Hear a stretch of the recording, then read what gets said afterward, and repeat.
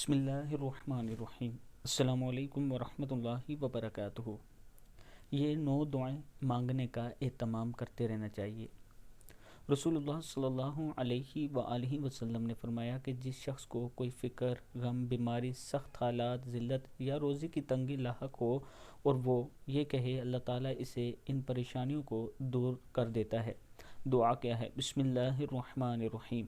اللہم انک تعلم سری وعلانیتی فاقبل معذرتی وتعلم حاجتی فاعطنی سؤلی وتعلم ما فی نفسی فاغفر لی ذنبی۔ اللہم انی اسألک ایمانا یباشر قلبی ویقینا صادقا حتی اعلم انہ لا یصیبنی الا ما کتبت لی ورضا بما قسم سین زبر میم سم ہے بما قسمت لی، صدق اللہ العظیم۔